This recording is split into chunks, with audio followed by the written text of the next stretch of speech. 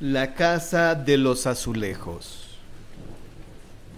Comencé a ser cazadora de leyendas a causa de ciertos sucesos terroríficos que me ocurrieron cuando vivía en las afueras de Atlisco, hacia la barriada de León. Por ahí apareció el monje encapuchado y yo no volví a ser la misma.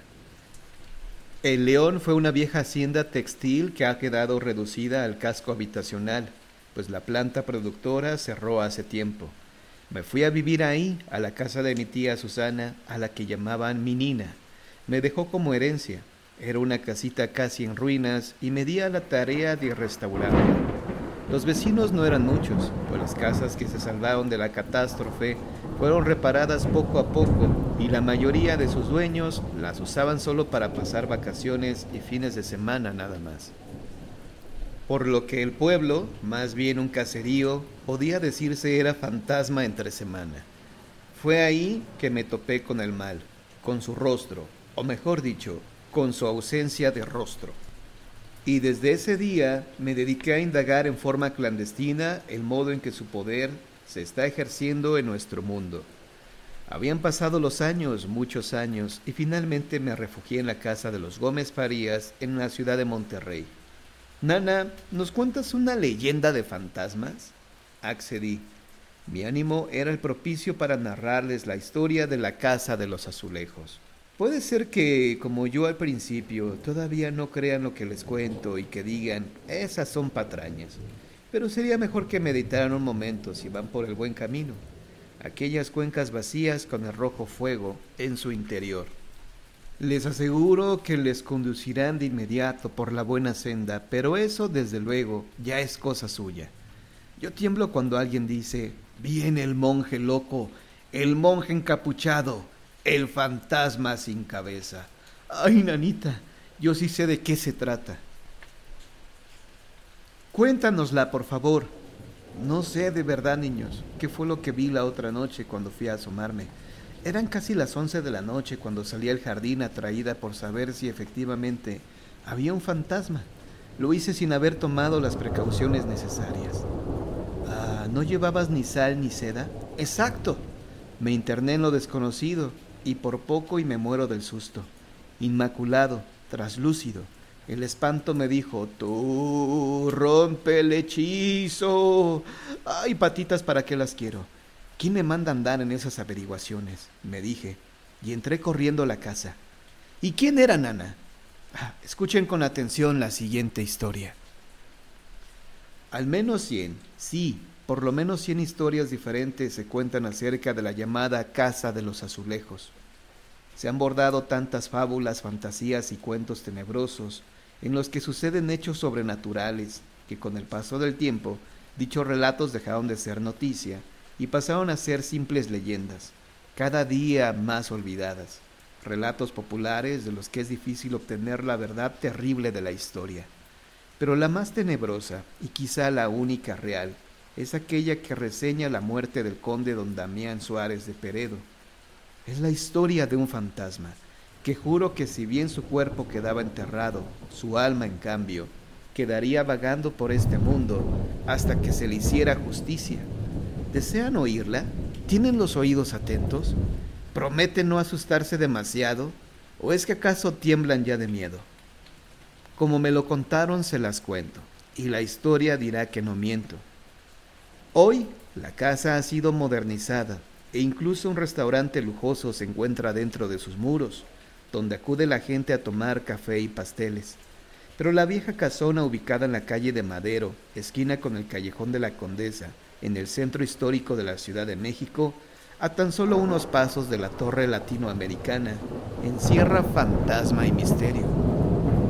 Desde el siglo XVII, hace más de 300 años, a esta casa se le conoce por sus azulejos de tonalidad celeste y mucho recuerda a una casa del sur de España, allá en Andalucía, donde hay influencia del estilo morisco, es decir, árabe, pues los moros habitaron en la península durante 700 años y dejaron costumbres tan hermosas como esta, decorar con mosaicos vidriados. Esta mansión, uno de los más bellos edificios coloniales que permanecen todavía de pie en el centro de la capital mexicana, fue levantada por los padres del conde del Valle de Orizaba, gente de gran fortuna y cuya descendencia llegaría a poseer reconocida nobleza.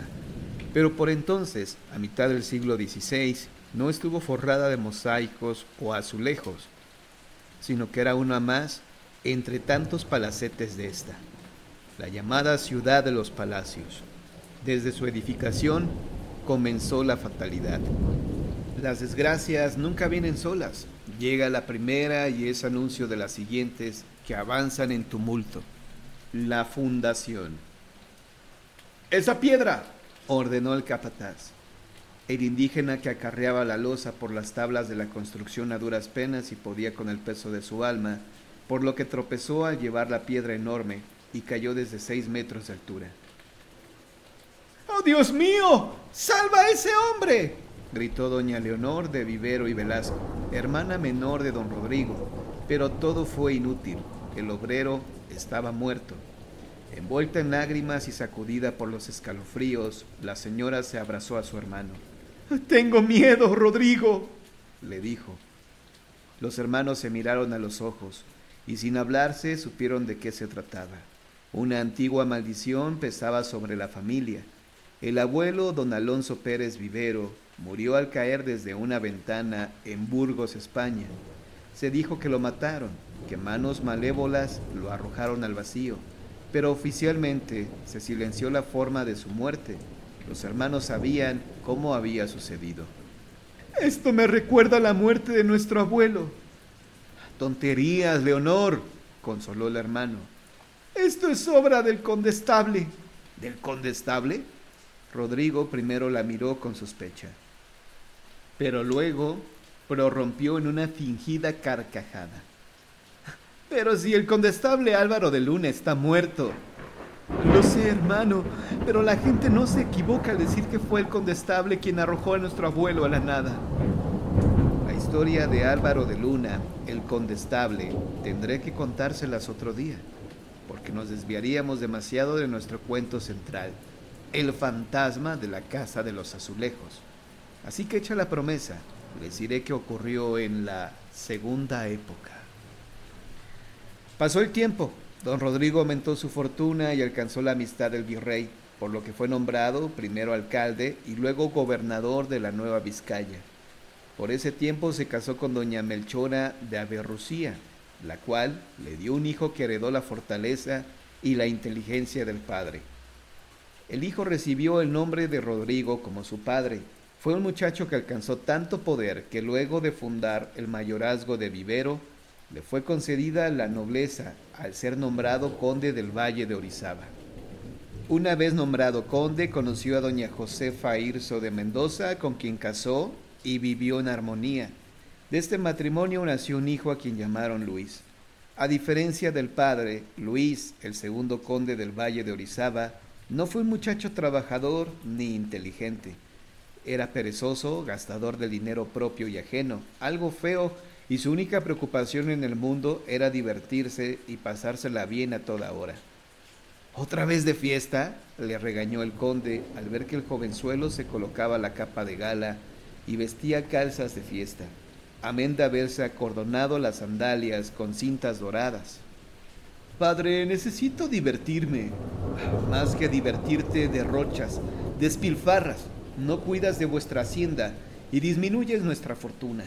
Ten presente el viejo refrán castellano», dijo el primer conde del Valle de Orizaba, don Rodrigo Vivero de Averrucia, sin saber que adivinaba el futuro. «¿Cuál, padre?», se interesó Luis, que en ese momento se contemplaba al espejo con gusto. «El que en gastos va muy lejos, no hará casa de azulejos». «¿Eso qué significa, papá?». «Que si lo gastas todo, ¿qué te quedará a mi muerte?», la cual ocurrió inesperadamente a los pocos días. Además de la fortuna, le quedó al segundo conde el Valle de Orizaba, el recuerdo de aquel viejo adagio o refrán, y orgulloso como era, don Luis Vivero Ircio de Mendoza mandó colocar azulejos de pies a techos, de lado a lado del palacio. En forma curiosa, a medida que la casa de los azulejos iba quedando guarnecida con su nueva piel de mosaicos azules, Luis dejó de ser un vago y comenzó a trabajar con empeño. Ahora podemos comprender que fue entonces el conde don Luis de Vivero Ircio de Mendoza quien revistió la casa de azulejos. Para ello los mandó traer desde la China y llegaron en la nao de Acapulco para luego ser transportados a lomos de mula hasta la Ciudad de México, llamada entonces capital de la Nueva España. A la muerte de don Luis, la casa de los azulejos quedó vacía. Únicamente parecía habitarla una sombra que muy de vez en cuando aparecía en las ventanas del piso superior, iluminándose con una especie de candil. Para muchos era el fantasma del condestable, para otros sencillamente el ánima en pena del indígena muerto en la construcción, aunque la mayoría pensaba que los fantasmas, de verlos, pues podía ser simples vagabundos que ocupaban la casa vacía de vez en cuando, serían precisamente los condes del Valle de Orizaba, sobre quienes pesaba la extraña maldición. Un misterio, pero por si las dudas, nadie quiso habitar la casona, y pasaron más de 100 años hasta que un día la tercera época comenzó. Hacia 1785 llegaron a vivir a la casa de los azulejos el conde don Damián Suárez de Peredo y su hija Clara, una joven de 21 años e inigualable belleza. Diego Palacios de la Serna, un petimetre, un jovencito elegante y también vestido como un figurín, un bueno para nada, se enamoró perdidamente de Clara. Sus amigos le hacían burla, ya que jamás le habían visto tan enamorado por una dama. No podéis negar que es bellísima, la defendía. Sí, sin duda, mas ni siquiera se digna mirarte, reían sus camaradas. Si no fuese acompañada por el viejo conde, ¿cuántas palabras de amor le diría? Vamos, Diego, deja de soñar y vámonos, que nos esperan en la taberna. Y hacia allá se dirigían, ese día como siempre a jugar naipes y a beber, únicos oficios de Diego y sus amigos. Más que un jugador experimentado, era un taur, un ventajoso que por medio de trampas y barajas marcadas, engañaban a los bobos que se jugaban su paga. Cuando las cosas no salían bien y alguna de sus artimañas era descubierta por su contendiente, Diego recurría a su padre, un oficial de las guardias virreinales, don Enrique Palacios de la Serna, un hombrecito injusto y peleador que en toda circunstancia daba la razón a su hijo y ponía 1 o 2 días en la cárcel a quienes les habían robado. «Dame espadas y os cortaré la cabeza», gritaba Diego. «Os doy oros», decía el contrincante al poner los naipes sobre la mesa, «y vuestro oro también, pues os gano lo mismo». Vino y juego, horas, días y años, juego y vino, en los que Diego no se cansaba de decir que ganaba porque la buena fortuna le sonreía. Pero el caballero, al que esquilmaba aquella noche, dijo: «Bien dicho está que el afortunado en el juego es desdichado en amores. ¿Qué sabéis vos?» «Cuánto os desprecia doña Clara». «Sabedlo de una vez, no me desprecia. Su pecho arde de amor por mí. Es su padre, el conde, el único obstáculo, con quien nunca podrás competir y a quien nunca ganarás, a no ser que... El caballero sonrió de forma muy misteriosa y luego le dijo: «A no ser que te juegues en una partida de cartas lo más preciado que tienes, Diego». Diego miró a sus amigos. Le sonrió satisfecho, pues sabía que nadie, absolutamente nadie, podría jamás ganarle a la baraja. Así que sin miedo alguno preguntó: «¿Y qué es eso?» «Oh, mi querido amigo, lo único que te queda es un poco de cordura y eso es lo que jugaremos. ¿Aceptas?» «Déjame ver si comprendo». «Si pierdo, ¿perderé la razón? Pero ¿qué obtengo si es que acaso gano?» «Si ganas, Diego, tendrás la valentía para hacer que Clara sea tu esposa». Bebido como estaba, sin darse cuenta siquiera con quién estaba jugando, Diego repartió. Fue una partida larga, interminable. Para Diego, el tiempo comenzó a ser terriblemente pesado, caluroso, horrendo. Las trampas le fallaban una a una y con cada mano iba perdiendo las últimas de sus esperanzas. Ya amanecía cuando salió solo de la taberna. De pronto, al llegar a la calle del Puente de Monzón, hoy conocida como Isabel la Católica, creyó vislumbrar a lo lejos la figura de Clara. Iba vestida con capa y rebozo que a modo de chal cubría su cabeza. «¡Clara!» La mujer se detuvo. «¡Clara, amada mía!» Pero la aparición comenzó a huir, caminaba deprisa, alejándose de la zona urbana, hacia una región descampada. Fue ahí donde, corriendo y sofocado, Diego alcanzó a detenerla, mas no lo hubiera hecho. Dos espantosas cuencas y unos labios sin carne le sonrieron. Un esqueleto viviente quiso abrazarlo y besarlo. Muerto de miedo, Diego se desplomó. Mientras tanto, en la taberna, el misterioso caballero sonreía. ¿Ganaste o perdiste, Diego? ¿Aún estás dispuesto a hacerla tu esposa? Sonrió y dijo aquello a la noche, pues nadie estaba cerca, como si hubiese visto lo ocurrido paso a paso. La tragedia. Diego cayó enfermo, muy enfermo. A partir de la noche en que sufriera aquel susto tan considerable, parecía morir a cada instante. El padre de Diego, el oficial Enrique Palacios de la Serna, más que preocupado, mortificado, pues su único amor en este mundo era su hijo, decidió ir a la casa de los Azulejos y pedirle, suplicarle al conde Damián Suárez, de Peredo, que casara a Clara con su hijo Diego. Lo que pedís es un imposible. Clara jamás se casará con un plebeyo. En aquellos días de la colonia existían diferencias sociales muy marcadas. Los nobles, los aristócratas y los ricos no emparentaban con plebeyos, es decir, con gente vulgar, humilde y pobre. Señor conde, recordad que soy un oficial de las guardias virreinales. ¿Y eso qué? No os quita lo villano. Retiraos. Desesperado, el oficial Enrique Palacio de la Serna lanzó una amenaza. Sabed, señor conde, que si algo le llegara a pasar a mi hijo Diego, muy caro lo irás a pagar. ¡Fuera de aquí! ¡He dicho! Diego murió. No pudo reponerse del susto. La propia locura lo mató. Cuentan que sus últimos instantes fueron terribles, pues veía el semblante de Clara, su amada, y entonces Diego era feliz por un momento. Hablaba solo dulces y tiernas palabras de amor, pero un instante después observaba el rostro de la muerte, y en un grito dejaba de respirar. Se le helaba la sangre y en medio de un sudor de granito, en el que los ojos se le abrían más allá de las cejas, aullaba de espanto. En uno de estos alaridos su corazón dejó de latir y su vida miserable cesó para siempre. Un olor a azufre se esparció por el cuarto y se escuchaban risas, pequeñas, oscuras, diabólicas risas, que poco a poco se extinguieron. El dolor se convirtió en odio. Si hasta ese entonces el oficio de guardias virreinales había sido un hombrecito abusivo y provocador, ahora se convirtió en la ira personificada. Comenzó a consumirlo una sed de venganza que nada era capaz de sosegar. Fue un puño violento y ensangrentado cuando los disturbios, el motín y la azonada de los presos de la cárcel de la Acordada, el 4 de diciembre de 1788. El oficial Enrique Palacios de la Serna mató a cuanto fugitivo pudo atrapar, aplicando la tan temida ley fuga.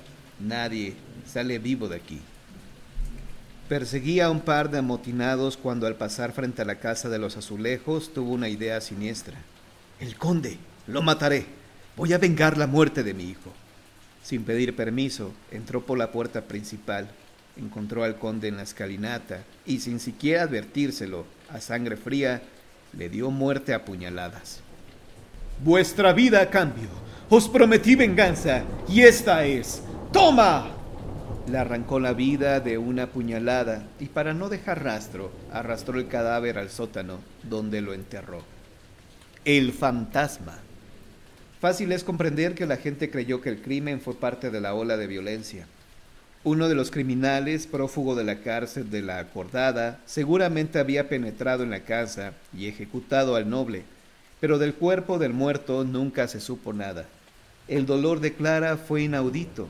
Muerto el padre y muerto el pretendiente, vagaba por la casa de los Azulejos, como muerta en vida, del mismo modo en que lo hacen los fantasmas. Etérea, silenciosa, terrorífica. ¿Habéis buscado por toda la casa?, preguntó a la servidumbre por enésima vez. Sí, señora, por todos los rincones hemos hurgado y nada. El cuerpo de vuestro bien amado padre no aparece. Únicamente las huellas de su sangre permanecen al pie de la escalera, y por más que intentamos lavarlas, vuelven a brotar. ¿No lo habrán llevado de rehén?, preguntaba doña Clara, con el último aliento de la postrera ilusión. No, señora, Ya no hay más fugitivos. 3 meses se fueron en los que el cabello de la dama, antes hermoso y azabache, se convirtió en un pelo blanco y anciano, el que suele cubrir a las señoras que han comenzado a tejer su mortaja.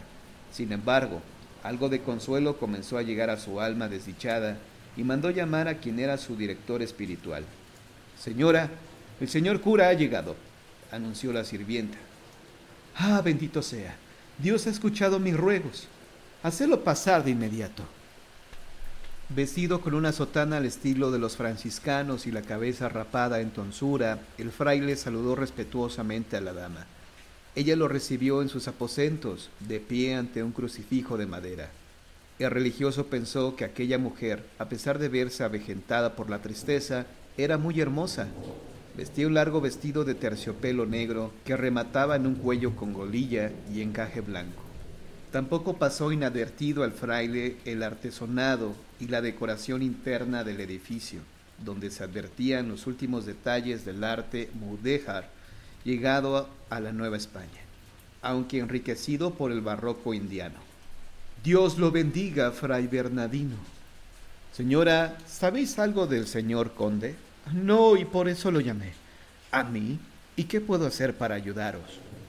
Pedir al cielo ayuda y averiguar dónde se halla el señor conde, mi padre. Si vivo, y es que acaso piden rescate por él, todo lo daré para volverlo a tener a mi lado. Si muerto, ay Dios no lo quiera, al menos para conocer dónde es que se encuentra su cuerpo y poderle dar a sus restos cristiana sepultura. El religioso comprendió la situación. No podía saberse si le habían matado durante el motín de la Acordada o si se lo habían llevado para pedir rescate, pues en realidad no existían las pruebas del homicidio. Invoquemos al Señor. Él podrá enviarnos su luz y así saldremos de dudas.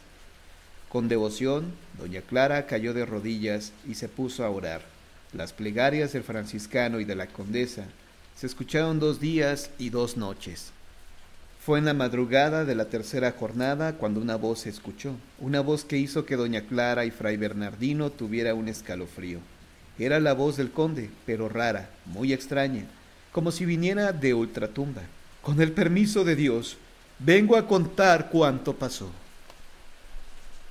Quien nunca ha visto un fantasma y lo ve por primera vez, que era el caso de Clara, no solo tiembla y se espanta, los dientes le castañetean y la carne se le pone de gallina.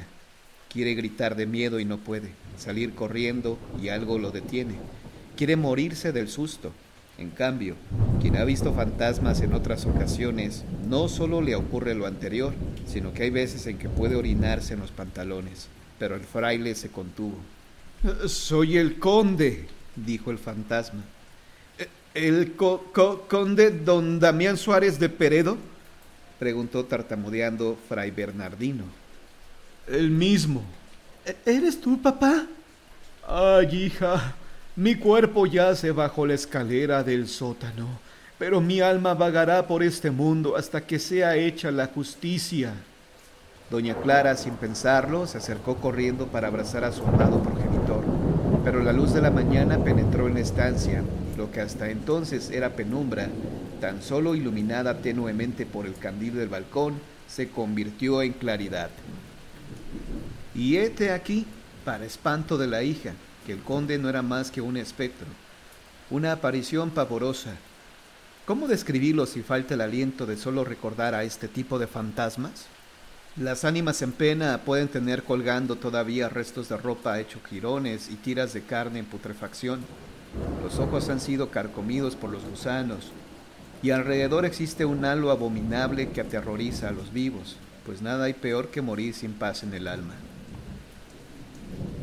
Fray Bernardino, he venido a pediros que lleves mis restos al camposanto. Diga, señor conde, ¿quién os ha matado y dónde están vuestros huesos? Con voz hueca y tenebrosa, el fantasma respondió. He sido muerto por el oficial de guardias virreinales, Enrique Palacios de la Serna. ¡Oh, Dios santísimo!, exclamó Clara, al comprender que la venganza del que podría haber sido su suegro tuvo lugar. Mi cuerpo está sepultado al pie de la escalera del sótano. Sáquenme y denme la paz. Así como llegó, se fue. El fantasma desapareció, aunque cuentan que por varios días, incluso por más de un mes, la casa de los Azulejos tuvo un olor a humedad, de tumba y muerte. Como es fácil comprender, ni la señora ni el fraile estaban dispuestos a cavar un agujero al pie de la escalera. No tenían, no digamos que la fuerza física, sino el deseo de mover losas, piedras y escombros y venir a encontrarse con el espanto, o con vaya uno a saber qué. Voy a dar parte al santo oficio de la Inquisición, aseguró el religioso y salió corriendo. No habían pasado 2 horas cuando, acompañados de peones excavadores, alguaciles y guardias, se dieron cita a 2 de las más altas autoridades en materia clerical, conducidos a la casa de los Azulejos por el fraile Bernardino. No hace falta decir que se encontró el cadáver del conde don Damián Suárez de Peredo. No cabe duda, es el conde del Valle de Orizaba, señaló uno de los desenterradores. Según deseos de doña Clara, iremos a sepultarlo en el cementerio de Corpus Christi. Y mientras los beatos y la condesa se dirigían al camposanto, los alguaciles y guardias fueron a prender al oficial Enrique Palacios de la Serna, a quien se le siguió el proceso por el crimen. Uno de los abogados del Santo Oficio le señaló: como acusado tenéis derecho a hablar, puedes usar la palabra para defenderte, pero todo cuanto digas podrá ser usado en tu contra. ¿Qué tiene que decir el reo de tan alevoso atentado? Señores, es de torpes creer a un anciano clérigo y a una mujer trastornada. Ellos me acusan, pero piensen bien. ¿Quién será la beneficiada por la muerte del conde? ¿Acaso no fueron ellos los que cometieron el crimen para luego incriminarme? La única prueba de mi culpabilidad, dicen, son las palabras de un aparecido. Patrañas y mentiras. Ellos son los verdaderos culpables. Aprovechando la confusión, el bachiller defensor del oficial pidió pruebas. Como defensa os pido que se presenten testimonios convincentes y fidedignos. Pues ¿quién va a creer a un fantasma al que aseguran haber visto estas 2 personas? Fue en esos momentos cuando se escuchó una voz hueca y tenebrosa. Tal vez me crean a mí, cuando presente la señal que buscan. Pánico y temblor, gritos de consternación, estremecimiento y miedo sacudieron a esa sala como la mano de un gigante cuando alborota un hormiguero. El fantasma extrajo de su pecho un puñal ensangrentado. Adelantó sus manos descarnadas para depositar sobre la mesa del jurado el arma. En la empuñadura podían verse con claridad las iniciales del oficial. De súbito, en un rapto de locura, el antiguo oficial de guardias virreinales, Enrique Palacios de la Serna, se precipitó por arriba del banquillo de los acusados. Saltó hacia la mesa en donde estaba el arma blanca asesina y quiso tomarla para con ella herir, rasgar y abrirse paso. Pero mientras todos miraban atónitos, tanto el puñal que chorreaba sangre fresca como el espectro se esfumaron, desaparecieron ante la vista de los reunidos, que sin dar crédito a sus ojos iban de asombro en asombro, de la alarma al pánico. Indefenso, el oficial temblaba de pies a cabeza, y sin poder aguantar más la tensión, comenzó a sollozar y confesó cuanto había hecho. El odio y el resentimiento causados por el desprecio del conde cuando le pidió la mano de Clara para su hijo Diego, el deseo de venganza cuando murió su primogénito, y finalmente la situación propicia para darle muerte a su odiado, precisamente cuando pasó frente a la casa de los Azulejos, aquel día en que hubo el motín de la cárcel de la Acordada. Garrote vil. Por la propia confesión de sus pecados y ante evidencias indiscutibles, a pesar de lo extraño que había sido el proceso, el oidor mayor del Tribunal del Santo Oficio de la Inquisición dictó inmediata sentencia. Este tribunal te condena a muerte. Moriréis por medio del garrote vil, como le corresponde a un criminal de vuestra calaña. Cúmplase esta orden mañana mismo, no bien amanezca, y que se realice en el mismo sitio en el que se hubo de cometer el delito. De esta forma salió el preso a una celda bien vigilada en la cárcel de la Acordada, donde eran muchos los que querían darle muerte, mientras que frente a la casa de los Azulejos se levantó la picota. El cadalso consistió en un entarimado de madera, sobre el que se puso la columna con las cadenas para sujetar al preso, y el aro de hierro, que se le pondría en el cuello al ajusticiado y que iría apretando lentamente Verdugo hasta que el condenado a muerte dejara de respirar, el llamado garrote vil. El fraile Bernardino acudió por un acto de piedad y conmiseración a confesar al reo y le acompañó en una carreta abierta. Cuando atado de manos se llevó al que iba a ser ajusticiado hasta la casa de los azulejos, la muchedumbre no se cansó de arrojar fruta podrida y basura. Gritaban: ¡criminal! ¡Mátenle! ¡Asesino! Y al pobre del hermano de la caridad también le rociaron con desperdicios. Fue colocado en la plaza pública y comenzó la tortura, que debía hacer agonizar al sentenciado en pocos minutos, pero fuera por la torpeza del verdugo o por la resistencia del penado, éste no moría, emitiendo gritos y alaridos escalofriantes. «¡Apretad más fuerte, señor verdugo!», instaba el alguacil en turno, pero nada, el hombre se resistía a morir. «¿Qué os sucede, verdugo? ¿Acaso te falta el valor?». Y sin decir más, el propio alguacil ayudó a apretar más aún el potro de tormento, es decir, el aro, con las correas de cuero que apretaban más y más el cuello del ajusticiado, con el propósito de hacerlo dejar de respirar. «¡Cambien la badana!», exigió el verdugo. «¿Y las correas de cuero?», pidió el alguacil extenuado, pues era imposible que tras semejante esfuerzo el reo continuara vivo. Pasó todo el día y no hubo caso. El inculpado no moría a garrote vil. Transcurrió la noche y la mañana del día siguiente trataban de darle muerte y no había caso. El condenado aullaba y gemía. Era tenebroso. Más que inquietos, los jueces comenzaron a preguntarse qué hacer, pues si pasaban otras 24 horas y el condenado a muerte seguía vivo, deberían liberarlo, pues estaba claro que era la voluntad de Dios que siguiera con vida. «¿Martirizan al que diera muerte al conde del Valle de Orizaba?», indagó un curioso. «No, lo que ocurre es que le han aplicado el garrote vil inútilmente», le respondieron. Y por fin, minutos antes de que se cumpliera el plazo en el que era necesario liberar a aquel asesino, aunque parezca inaudito, el oficial murió. «¡Ay, bendito sea el cielo! Terminó esta pesadilla. Es inexplicable todo esto», declaró el alguacil exhausto. De forma por demás curiosa, una vez muerto el criminal, las autoridades pensaron que lo mejor sería enterrarlo ahí mismo, en el sótano de la casa de los azulejos, debajo de una piedra donde estaba grabada una cruz. Nadie recordaba entonces la razón de dicha cruz, pero se contaba de la muerte de un indígena cuando la construcción de la residencia. En fin, el hallazgo de la cruz les había motivado al entierro, y así quedó simulada la tumba del ajusticiado ahí, en el sótano de la casa de los azulejos, a pocos pasos del sitio donde le había dado muerte al conde. Fue esa misma noche, cuando escucharon unos alaridos escalofriantes, los gritos de un ajusticiado que no podía morir. ¿La habrían enterrado vivo? La aparición. Cuando vayan al centro de la Ciudad de México y les pidan a sus papás que los lleven al piso más alto de la Torre Latinoamericana, no dejen de visitar la casa de los azulejos, pero recuerden no bajar al sótano.